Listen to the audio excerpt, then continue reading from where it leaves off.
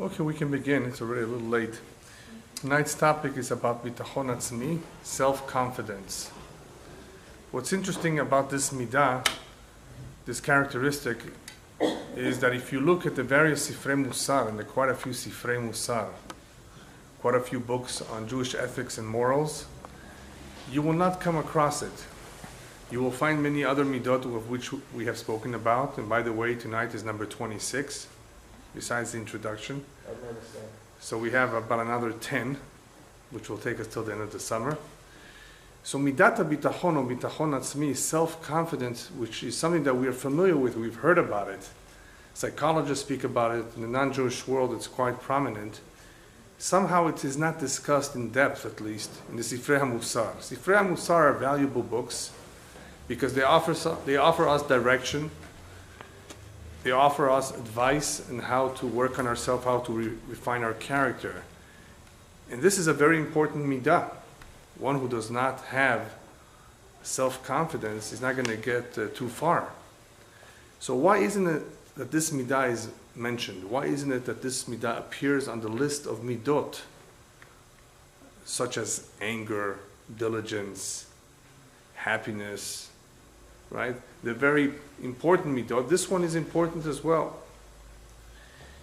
The truth of the matter is as follows. This midah, in reality, is ingrained in the human soul, in the neshama. The neshama is the one that pushes an individual to flourish and to achieve whatever it is intended to achieve in this world, in its lifetime, and to maximize its potential, as long as it is not silenced. There are factors in this world, there are all kinds of issues and incidents that unfortunately can silence or limit one's growth. It's just a fact. And sometimes people are to blame themselves, because the human being does have free will. He does have the koach haratzon to want certain things. But it is obvious that if people discourage him, if they put him in a jail, they limit him, then he's not going to flourish unless he has such an exceptional mazal, such a great mazal that he's somehow going to succeed to get out of this jail, out of these limitations. Otherwise, the surroundings, the upbringing, the friends, they all contribute. So the neshama does give us the desire, the interest to succeed.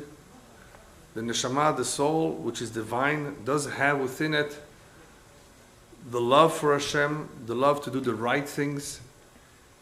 And therefore, the neshama does have this bitachon atzmi, or does give an individual a certain amount of confidence. That, yes, go ahead and try it, go ahead and do it. It almost acts actually as a GPS in many ways, because it takes us to where we need to be. It directs us to those who we need to marry. It directs us to the parnasah, to our livelihood. As long as there's nothing interfering, then we will get to that address. But unfortunately, there are times that people make terrible mistakes in their life, or others make the mistakes for them, and as a result of that, they don't succeed in maximizing their potential. Every human being has tremendous potential. It is a potential that even the non-Jewish world recognizes as untapped. Many, many times it goes untapped. Great talents, great abilities. And it's chaval, as we say in Hebrew. It's a shame if they're not developed. And that is why I like the saying that once upon a time someone said, nobody can make you feel inferior without your consent. Did all of you hear that and understand that? Nobody can make you feel inferior unless you consent, unless you agree to it, unless you allow it to happen. But that's what happens. People do allow other people's criticism of themselves to shape their lives. But if you don't allow it, then you have no idea of the great potential you have. And the normal or natural bitachon atzmi, self-confidence, that would be there. That would exercise its own free will to prosper and to do whatever it is that it has to do in its lifetime. What are some of those limitations? some of those limitations that may be ingrained from birth as well, may be excessive shyness. We spoke about midat busha. It is very special that someone is a bit shy and does not have chutzpah. That is one of the signs of Am Yisrael, the Jewish nation, is by shanim rachmanim gomlei chasadim. They are shy, they are kind-hearted, right? They're generous, they are compassionate. But if you have an excessive amount of almost any midah, it could be to your detriment. It may not be such a good thing to be too shy. The same thing if somebody's too compassionate, too much of a rahman, he feels bad for everyone. People are going to take advantage of him. Or someone who's overly humble. Humbleness is one of the most beautiful midot in the Torah. Moshe Rabbeinu has this midah, anava. But if you're too humble, you let people step on you, how much self-confidence are you going to have? The other way around is also true. Not only are certain weaknesses to one's detriment if they're excessive, but if one exercises or excels, I should say, in the good midot, in the good characteristics. For example, he's very diligent, he's not afraid, he's not an individual who worries too much. These good characteristics will empower him, will allow him to become more self-confident of himself. And the same is true if somebody has gotten used to disciplining himself. He's very well disciplined. Or he has developed midat hatmada, which we'll talk about eventually. Hatmada or ikviyut means to be constant and to be persistent. This allows people to accomplish goals. And this, of course, allows self-confidence to grow. Now, the midah of self-confidence you will actually find in children. It's not something that comes at a later age. It is there from the early on. You can tell which baby is going to be self-confident baby. Some of them are very self-confident of themselves, self-assured. So it is there from the beginning, but at various levels. There's even called something like excessive self-confidence, when someone is so sure of himself that he's almost blind. He's so sure. That's no good. As we said before, too much of anything almost is no good. So too much self-confidence is definitely not good. But that exists. Self-confidence exists in the various levels. One of the types of self-confidence, however, that is negative, that is no good, is the one that originates from arrogance and stubbornness. You could have people who feel very sure of themselves, they're very confident because of their arrogance. There are those individuals who start off with self-confidence and later on in life lose it. And we'll talk a little bit about them too. So it was there from the very beginning, but something happened to them, someone did something to them, and they lost it. So briefly, if we were to define self-confidence, healthy self-confidence, a healthy dose of self-confidence gives one independence of thought. He's in control of his own thoughts. He's not brainwashed. He's in control of himself. As long as, of course, if he's Jewish, he realizes that as much as he's independent in thought, he's still dependent on Hashem. That is very important to remember. If you're Jewish, of course, that we depend on Hashem. We don't have free will in most areas of life, except in the areas to do the right or the wrong. Otherwise, we barely have free will. Everything is destined, or everything is predestined.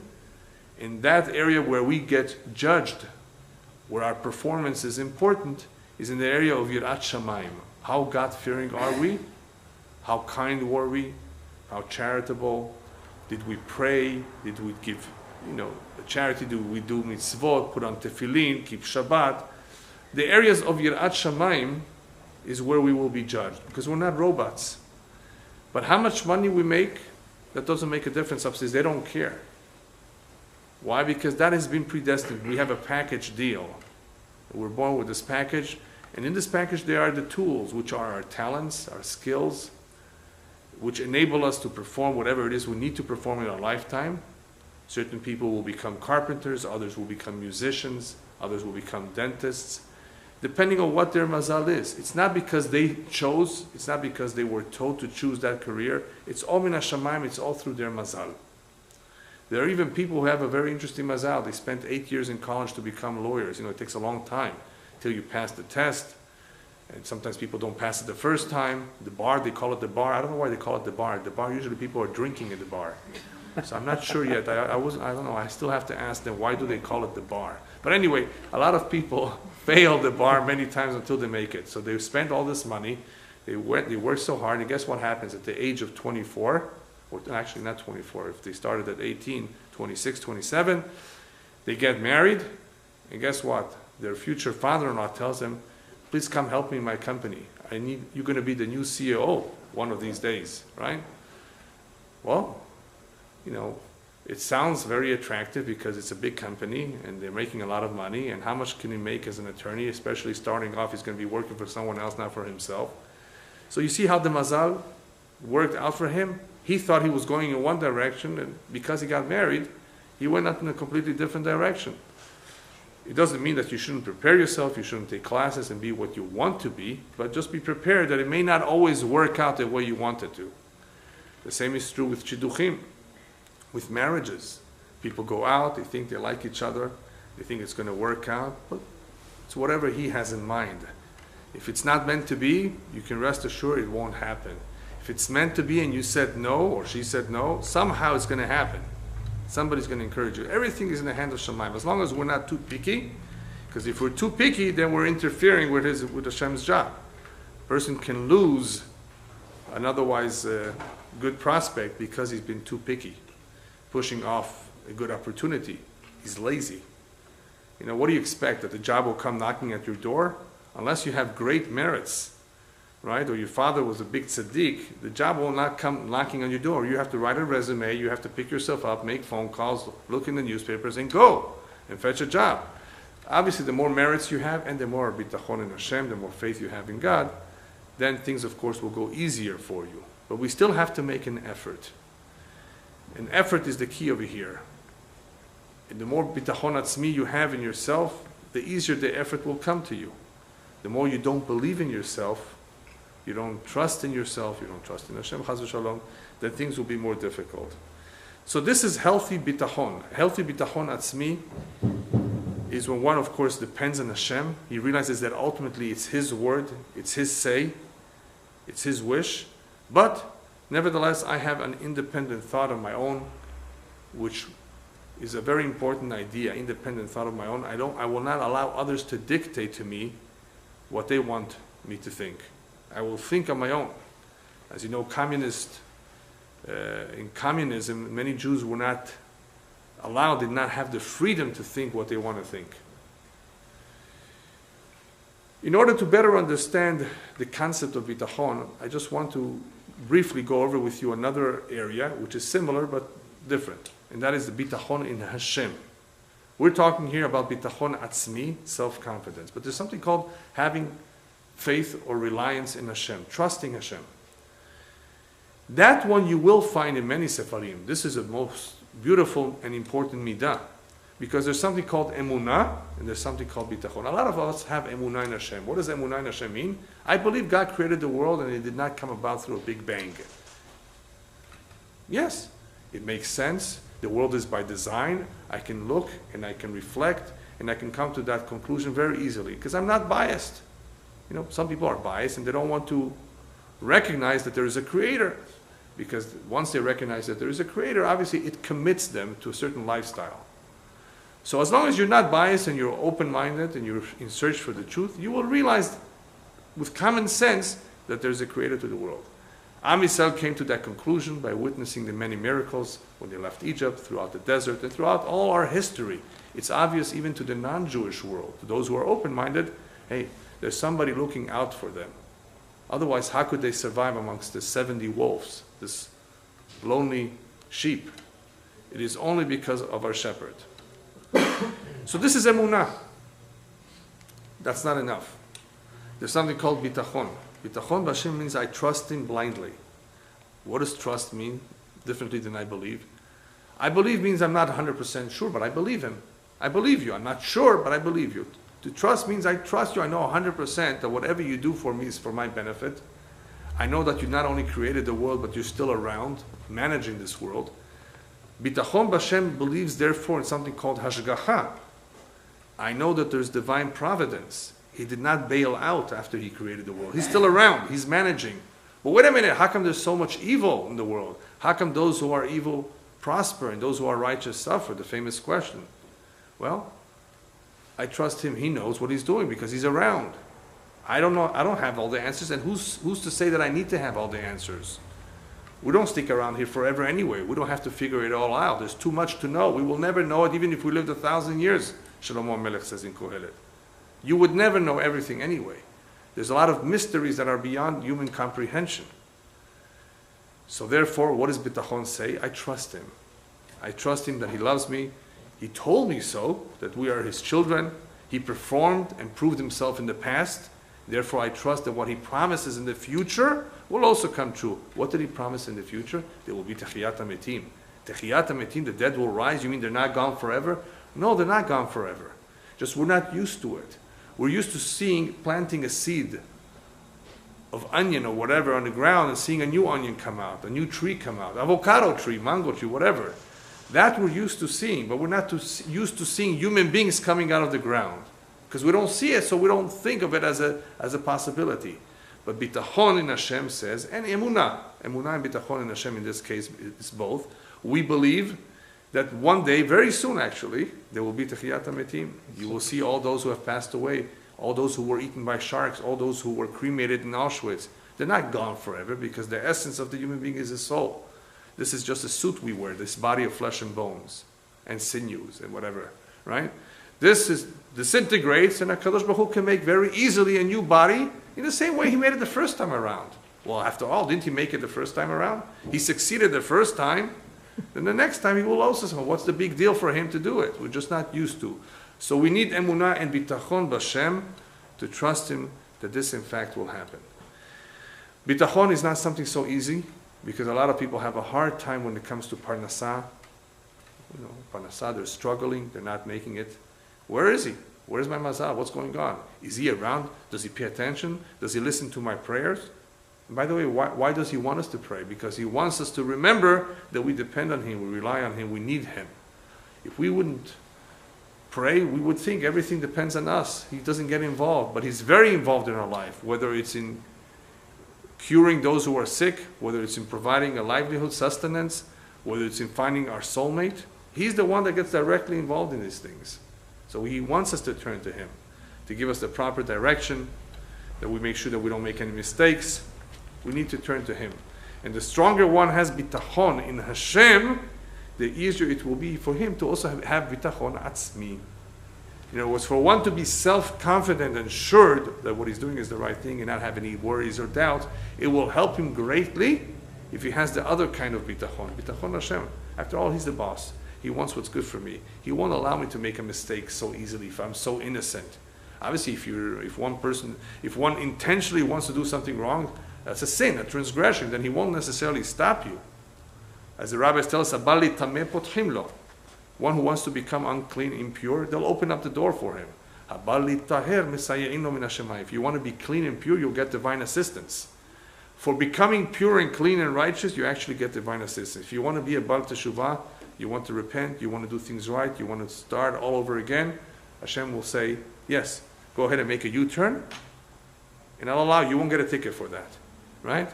You're allowed to make a U-turn in Hashem's world. But if you want to become unclean, Khalila, he won't help you, but he'll leave the door open. He won't stop you. Most of the time, unless a person has great merits, Hashem will not stop him from committing a wrong. That's what the free will is. Bitachon b'Hashem, therefore, is a beautiful midah, very important midah. We have a separate lecture just about that. How in many areas of our life, it helps us greatly. Nobody can take away your livelihood by opening up a competing store on the other side of the street. It's impossible. Whatever is meant to you from Rosh Hashanah to get, every penny you will get. He cannot take it away from you. Bitachon b'Hashem also says that if you don't work on Shabbat, you're not going to lose a penny, even though that's according to some their best day.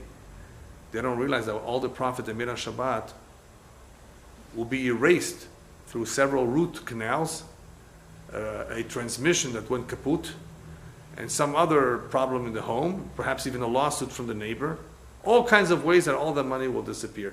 Because he's mashgiach.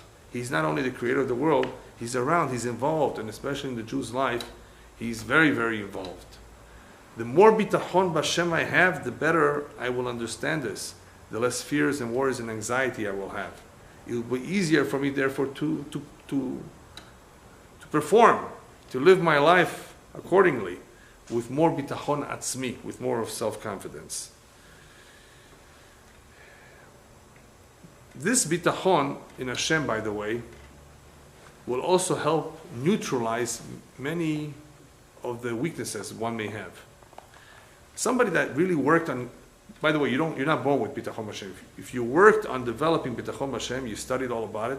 Once we acquire this midah, this midah neutralizes all kinds of weaknesses. It will neutralize, for example, kas, anger.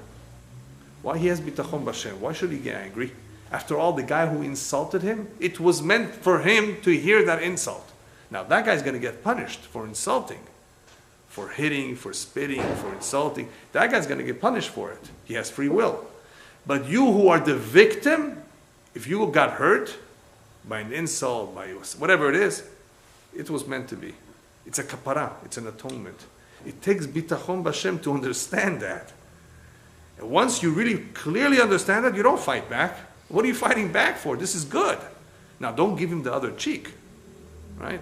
No, we don't do that. But you have to know how to deal with it, how to react. The reaction will be based on how much emunah and bitachon we have. So bitachon b'Hashem neutralizes many weaknesses, helps us also with bitachon atzmi, with having the proper self-confidence that we need to have. I mean, another important detail to keep in mind is that bitachon atzmi has nothing to do with talent. There are a lot of people who are very talented from birth, but they still don't have bitachon. They don't have self-confidence. What a shame. They're very talented, but they don't have self-confidence. So the two are not necessarily connected. If we were to define bitachon atzmi succinctly, in other words, very, very briefly, other than independent thought, one could also add that it has to do with convincing oneself that one is capable of doing whatever he is asked to do. So bitachon atzmi has a little bit to do to convincing yourself. In other words, if you can convince yourself, if you are at ease, if you are calm about yourself and you know yourself, your abilities, there's no reason to have an anxiety attack or to have any doubts or hesitations. It should be normal, it should be automatic. So bitachon atzmi, self-confidence, does involve, to an extent, convincing oneself of one's ability. Now, we don't know, we will never know our true abilities. So what do? We have to try our best. We have to try our maximum, because one does not know how much he can accomplish in life. He may accomplish a tremendous amount. I mean, we take anybody who was a great inventor, discovered things. Had he not put himself to work on it, had he not tried to figure it out, to think about it, he would never have succeeded. We have to do our best. We have no idea of what we can accomplish until we try. In order to stimulate this ability in one, the rabbis gave us one idea. I mean, there are other ideas, but one major idea. One should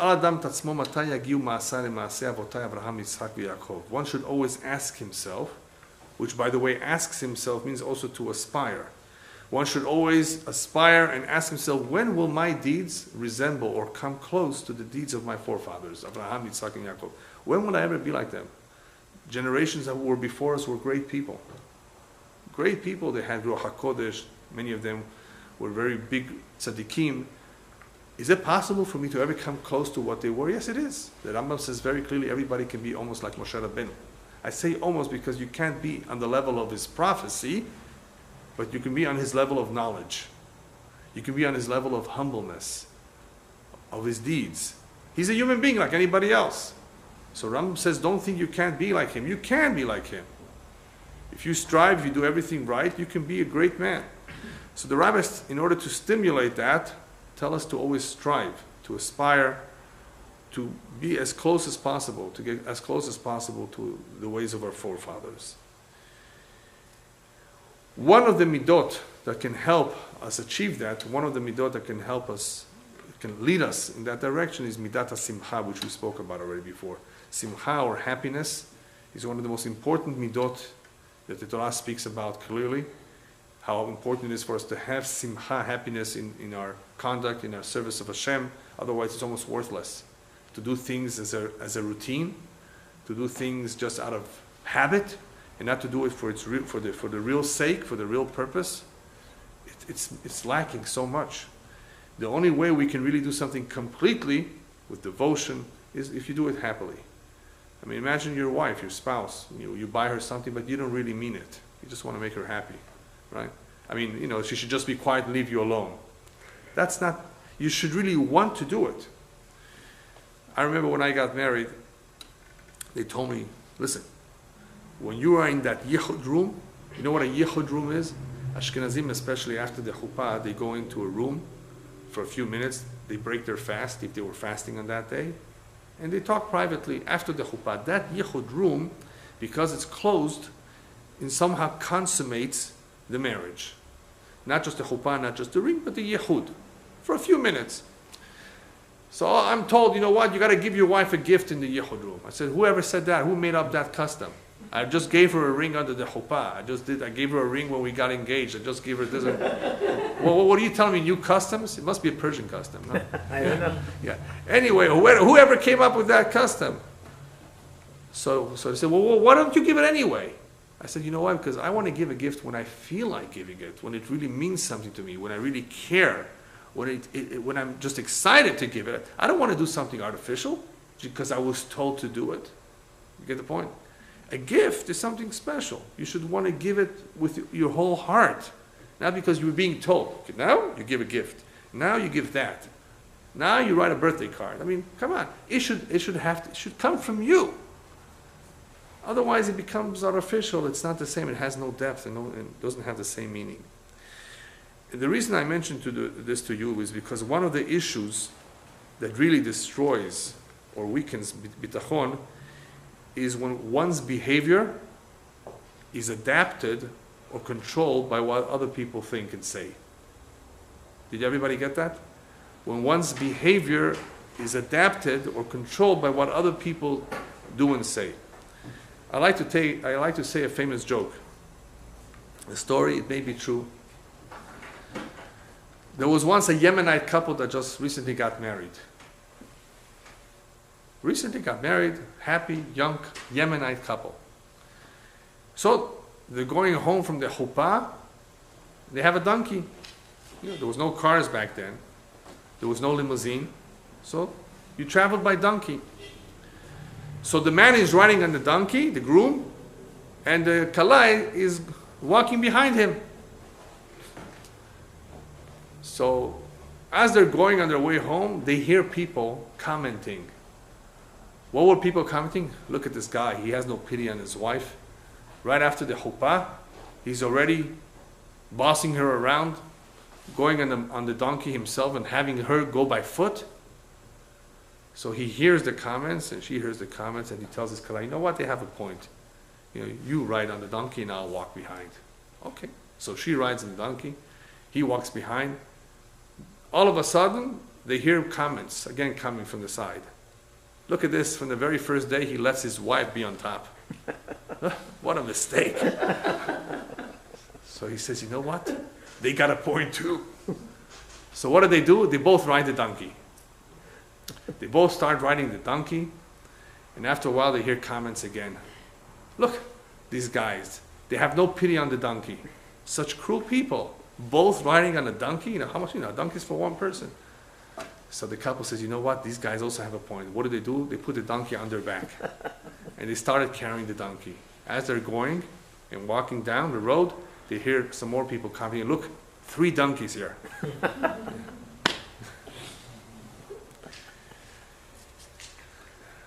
So, if you're always going to pay attention to what people say, you're not going to do anything. You're not going to accomplish anything. You're always going to have different opinions.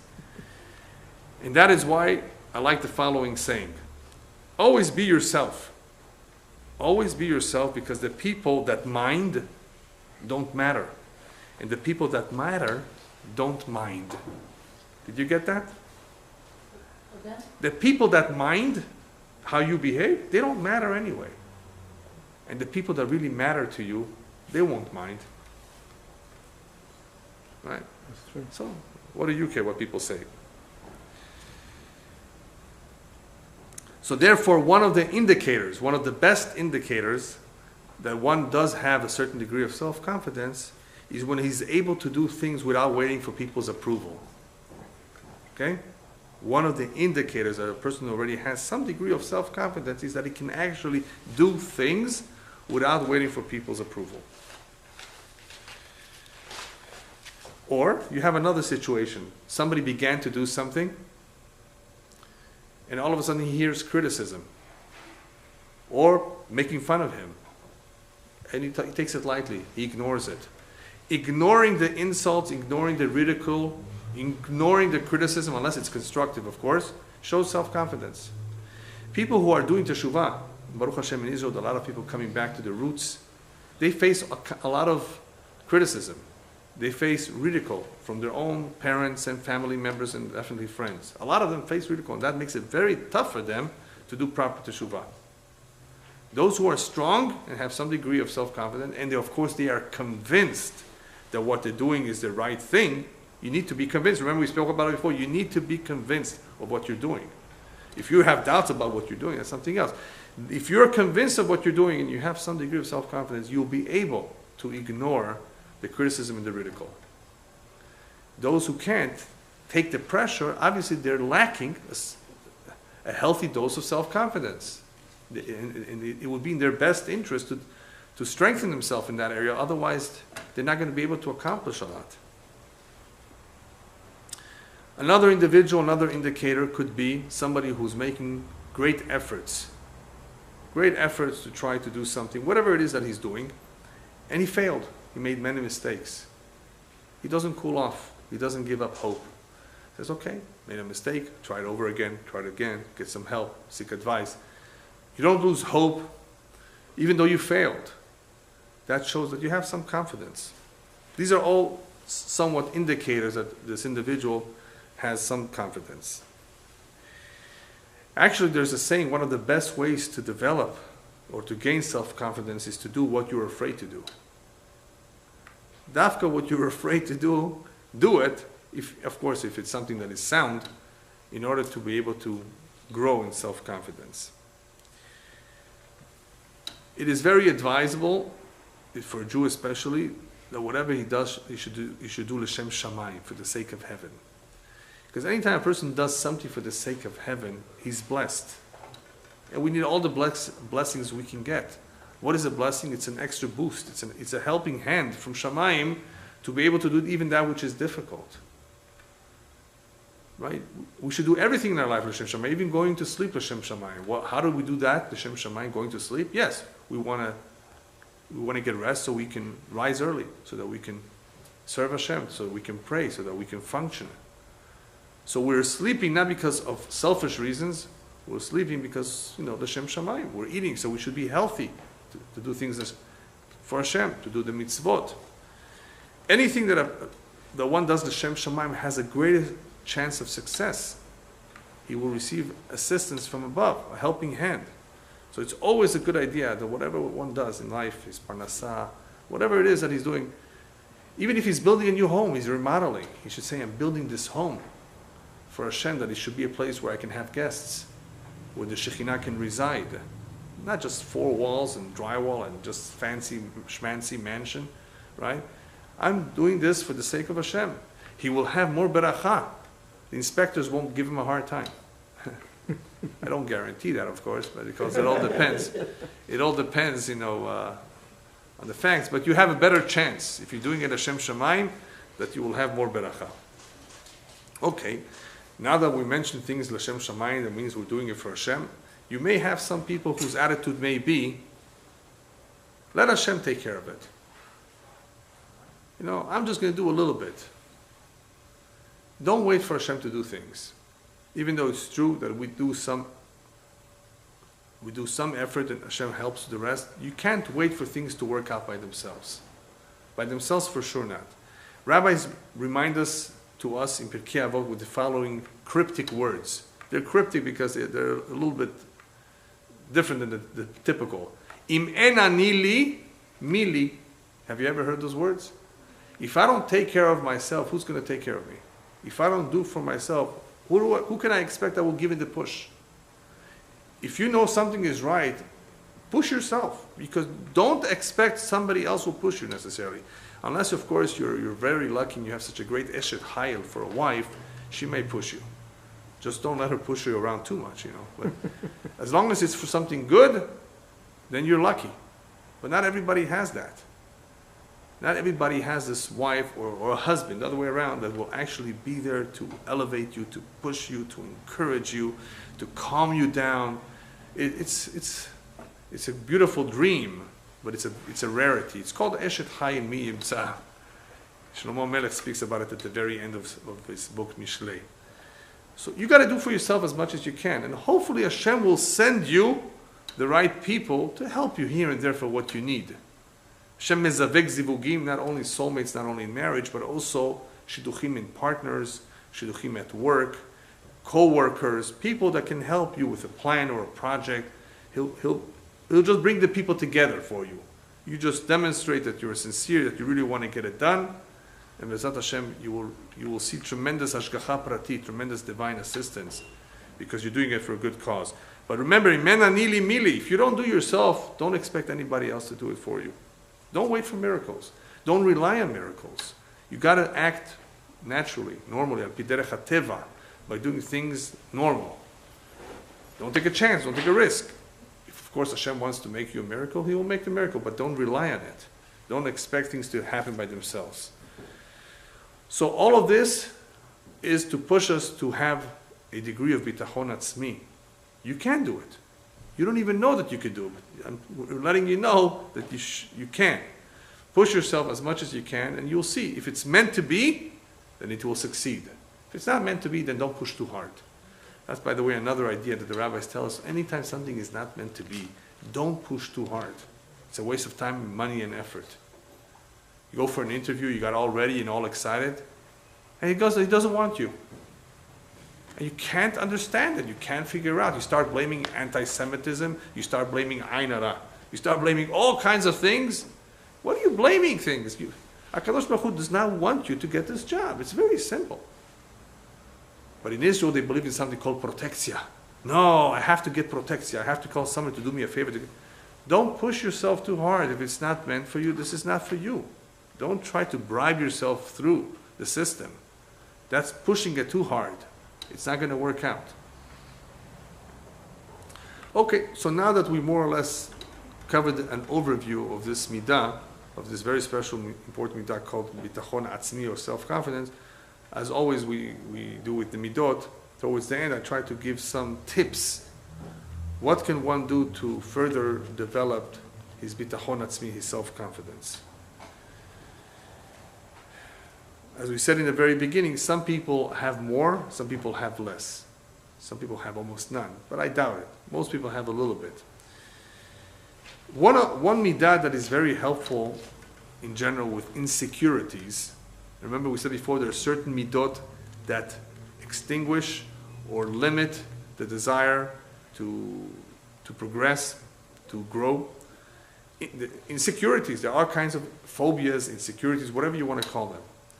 One of the midot that works well with insecurities is called istapkut. And we covered that a little bit when we talked about simcha. We spoke about asameach bechilko.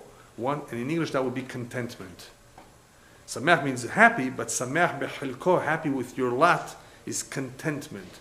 Contentment means to be satisfied with whatever Hashem gave you and not to desire more and more and more and more. Oh.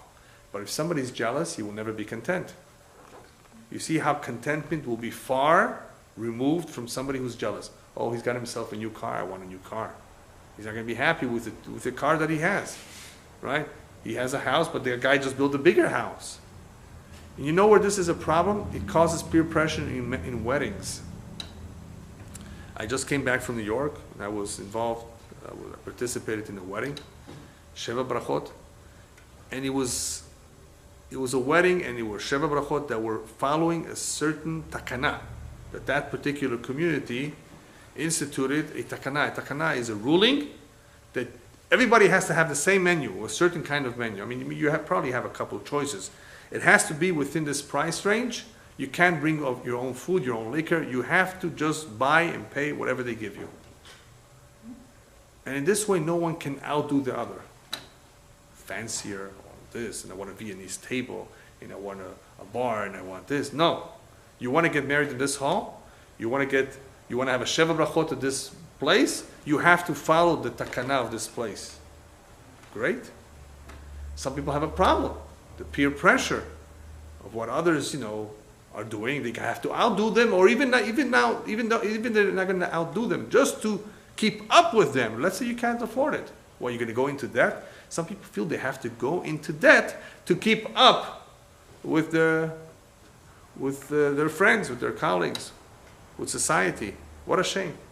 What a lack of self-confidence. What a lack of pride in who you are. You're different than them. Why should you try to come close to being like them? You are who you are. No, they're ashamed. What are people going to say? Who cares what they're going to say? Everybody's concerned now about what the world is saying about Israel. In a couple of days, they're going to forget about it. In a couple of days, we're going to have the Mundial, the soccer. And everybody's going to be talking about soccer and not about Israel. Baruch Hashem. Right? Who cares? Just forget about it. Just, before you know it, it's going to be gone. This too shall pass. So people, for one day, for one meal, that's all a wedding is, right? It's one meal usually, one big meal. They go out of their way and become so anxious and so fearful and go into debt to feed all these people who are not going to see you anyway for the rest of the year, most of the time. You have nothing to do with them. No, they're part of the community. Who cares if they're part of the community? What connection do you have? They're not even your relatives. You don't owe them this thing. It's a lack of self-confidence. It's a lack of course, other things as well. It's a lack of having the right hashkafa, the right perspective in life. Don't be too much of a spender. We're going to speak about that eventually too. Being economical and not being a bazbezan, one who spends too much. Those areas also need control. So here we have a midah called istapkut hanefesh, contentment, that can actually help with insecurities. And when we can properly deal with insecurities through this midah, then of course bitachon atzmi will come about. It surfaces. It's there. Remember we said before in the very beginning, it's there. The neshama wants to lead us in the right way. The bitachon atzmi there is there. Just there are certain things that are silencing it. Certain insecurities perhaps. How do we deal with the insecurities and drive them away so we can have the bitachon atzmi, contentment? This is one midah, which we spoke about separately, but can help us indirectly bring out the bitachon atzmi that's there. Be content with whatever you have. This is what Hashem wants you to have. If you don't have it, it's because He didn't want you to have it. If you still insist on having it, it may destroy your life. You know how many people's lives were destroyed because they won the lottery? Yeah. They got divorced, they became unhappy, they got all worried what to do with the money. They were much happier before they got all this money. If Hashem wanted you to have it, He would give it to you if it was necessary for you. If He didn't, there's a good reason for it. What do we need for that? Bitachon Hashem, of course. And a form of Bitachon Hashem is to be content with whatever you have. Another idea that can help us further strengthen the Bitachon Atzmi is to easily admit our mistakes. We make mistakes, so what? It's human. And not only admit the mistakes, but if there was a mistake committed, then hafakat lekachim, as we call it in Hebrew, derive the necessary conclusions from this mistake. Learn from them. Learn the lessons. If we want to strengthen our bitachon atzmi, we shouldn't be afraid, we shouldn't be ashamed of making a mistake. And on the contrary, a mistake is an opportunity to learn something. You know what happens when a plane crashes? Anybody here know what's the first thing that happens after? Well, after they try to recover to see if anybody's alive. What happens? The black box. They try to look for the black boxes, of course. Plus, They should be claimed. which people come and investigate? There's, yeah, huh? The FDA, right? They always go to every crash site, especially major plane, but I think even for small planes. They want to see what happened, because maybe they can learn from this to make better planes. After all, they don't know everything. All the planes that Baruch Hashem we have today, the newer models, are safer. Why are they safer? Because they've learned from previous accidents. You know, what material to use, how to build the plane, where the wings, the flaps, you know, all the issues that have to go into the aerodynamics of the plane to make it flyable under all kinds of pressures. So, a mistake is an opportunity to learn from. Don't feel bad about it. The one who, of course, is going to really be not very successful in life is one that is called Mechaseh Pesha'av. Mechaseh Pesha'av lo yatzliach. One who covers his mistakes will not be successful. That pasuk was said in regards to those people who don't confess their sins. They hide, they ignore, they look away. Mechaseh Pesha'av, you did a wrong to an individual, you did a wrong against Hashem. Confess, Hashem says say it, verbalize it, feel remorseful about it, and begin to take action to change it in the future. Or be careful not to repeat the same mistake. Either way, commit yourself to making a change. One who does not go through that process of teshuvah, in coming to terms with his past, then it's going to haunt him. It's going to continue to haunt him. You have to break away from the past. How do you break away from the past? Hashem says teshuvah, it means to not only return to me, it means to break away from the past. I don't want you to go back. It requires several things. It requires vidui, charata, ve'kabbalah le'atid. Vidui is confession. Charata is to be remorseful or regretful. And kabbalah le'atid means a commitment in the future not to repeat the mistake, if it was something negative, or if it's something positive, to begin to do whatever it is that you were not doing. Why all three? Because one is machshava, the other is dibur, the other one is maaseh. Machshava is the thoughts. The thoughts have to be detached from the past. What influences or what detaches my thought from the past? Regret, remorse. I feel bad about it. I'm pained by it. It hurts me. I realize how terrible it is. That's machshava. Dibur is I take it one step higher and I elevate my machshava to the speech by verbalizing, by communicating it. That makes it even stronger now. And now I'm more firm about it, stronger. And then I make a commitment, physical commitment, I make a promise, and hopefully that will give me the strength to do the right thing in the future. So if you don't do all these three, if you just bring an animal like korban, you pay a small fine, a penalty, that's not enough. It has to be real, it has to be sincere, otherwise you're not detaching yourself. So mechaseh pesha'av lo yatzliach. One who covers up his mistakes in life, doesn't tell his wife he's sorry, doesn't tell his friend, I'm sorry I hurt you, or doesn't tell Hashem, I'm sorry. He covers it up, he won't succeed. It will always be there, he's not detached from it. It can repeat itself very easily. It will be there. Unless you learn the lessons. So a mistake is not the end of the world. A mistake is an opportunity to learn from, as long as we're willing to admit it. Another idea that is very, very special, valuable, is to set goals. We've spoken about it perhaps more than once. Setting goals is something very helpful for many people in various situations regarding various weaknesses that they may have. Setting a goal can help someone discipline himself, organize himself, become more serious in life. It can help him with his laziness. It can help him in many, many ways. So setting goals, realistic goals, can help him with self-confidence, because if you actually achieve that goal, every achievement is an incredible, great feeling. It's not just the setting the goal, which is a good discipline, it's the accomplishment. If you actually set the goal, made the plan, and you actually accomplished it, you know what a sipuk that gives you? You know what a sense of satisfaction that gives you? What better tool here than to strengthen this self-confidence, right? We want to motivate this individual to strengthen his self-confidence, the bitachon atzmi, allow him to set the goal, and if he succeeds in achieving the goal, he will be one step closer to strengthening his self-confidence. One thing that you should not be afraid of is making silly mistakes. We spoke about mistakes. There's something called in Hebrew fadihot. If anybody knows Hebrew slang, only maybe one or two people, three people maybe know this word. It's a very silly, or as they would call it in English, it's such a stupid mistake that people are so ashamed and embarrassed of it. Don't be afraid of it.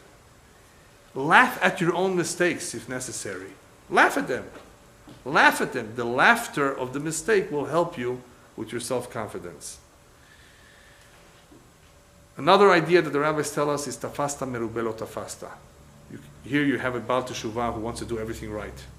He came to the conclusion that this is the truth. Okay, I'm going to do this, I'm going to do this, I'm going to do this, I'm going to do this.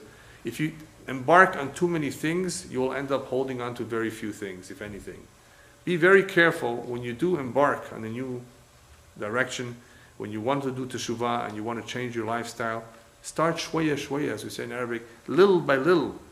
Don't rush, because little by little you will be able to strengthen yourself and you'll be able to accomplish a lot more. You can't accomplish a lot in a short time. It's impossible. So it's a very good piece of advice is whenever you're starting out, you're changing your lifestyle, you're correcting your past, do a small detail at a time until you feel more assured of yourself that you can go to the next step. Another idea that actually could help people who are very weak in self-confidence is to smile. This one I saw brought down by a professional, an expert who speaks about how to motivate people to believe more in themselves. Smile. Smile to everyone. Make others happy. Help them out if they need your help. Somehow the smile, the attitude that one has in this commingling with other people, helping them out, getting involved in their life, builds up a little bit of self-confidence. Because what is a smile? A smile means is a certain happiness, a certain contentment. Even though you're forcing it, it basically says, I'm not afraid. Basically it says, I'm happy. Even though it's artificial, you're forcing it, believe it or not, before you know it, it will be natural.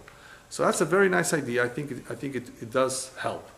To smile, to make others happy, to help others will eventually help you too. Let's say somebody needs self-confidence because he needs to perform, whether it's in the gym, in the Olympics, or whatever, or he needs to give a speech, he needs to prepare something, it's going to be in public, and he's lacking self-confidence. What very much will help him is to be totally familiar with the information that he's doing. Obviously, if it requires physical effort, to do a lot of practice. The more knowledge you gain, and the more you're familiar with all that, the more self-assured you will be. So if it involves information, make sure you cover the information very well, make sure that you know it well, so that will give you the greatest self-confidence to deliver it. What about if you're okay, you have self-confidence, but you're a teacher or you want to instill self-confidence in other people? What's the quickest or best way to instill self-confidence in others? Anybody know? Put them down. What? Put them down. One of the quickest, well, it's not quick, it's not a quick and dirty thing. One of the best tools to instill self-confidence in other, whether you're a teacher or friend or parent, is to praise, to pick out the good qualities of them, point them out and say, but look, you have this quality, look how great you are in this area. Praise the good in people, and everybody has some good. If you have an individual like that, a friend like that, a child like that, anybody, if you have something like that in your life, you may also suggest to them to volunteer. When people volunteer and do, as I said before, help others, the work of a volunteer also builds up self-confidence in people.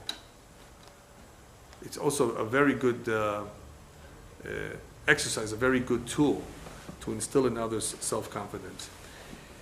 Another one perhaps could also be exercise. Sometimes people are weak because they haven't exercised. They don't feel good about themselves. They've gained weight perhaps. There's all kinds of issues that can, we said before, diminish or extinguish or silence that self-confidence. Exercise may also help a little bit. These are all small tools if we want to instill in others this particular midah. Now, the following is advice for parents with children. This is extremely important because in the very beginning of the lecture, I pointed out that we all have the bitachon atzmi, the self-confidence ingrained in our neshama, but there's some things or some people that silence it.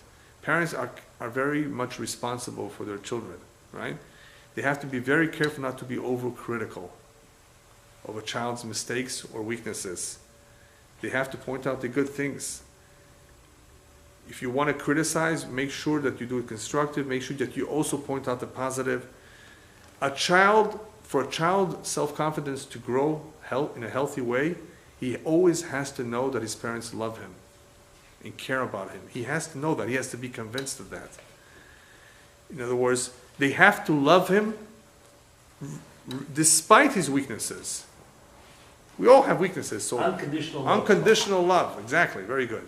So if a child knows that, my parents love me with all my weaknesses, that's so special. That will help him, will at least allow him to grow and allow him to mature.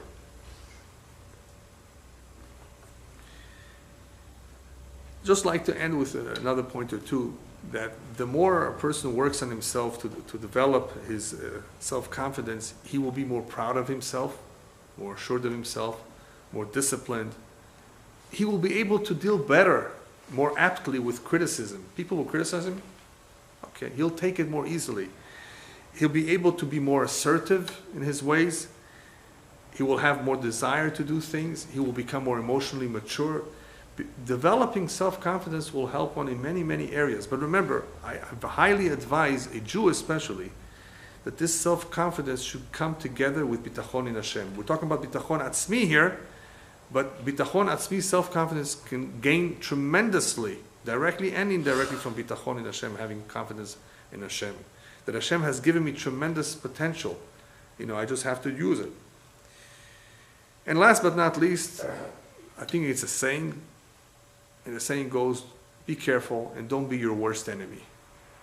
If anything, be your best friend. A lot of people, in the way they act, in the way they do things, end up being their own worst enemy. They're full of potential. They don't realize how great they can be. But because of other things they do wrong, they turn out they are themselves their worst enemy. So if anything, we need to have a little bit of clarity. And that clarity, of course, we gain from our emunah in Hashem and our bitachon in Hashem. The clarity of life. What is the purpose of life? And what our mission is in life as Jews. And the more knowledgeable we become, the more clarity we gain, the clearer things become, the more we will realize that there's so much vanities in this world, there's so much shtuyot and nonsense. Why do I focus on those things? I really have to focus on the more important things in life.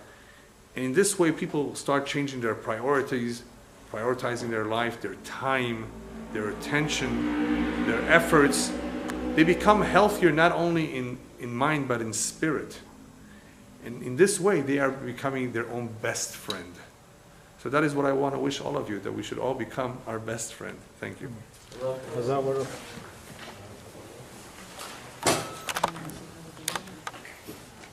What's the name of the lecture?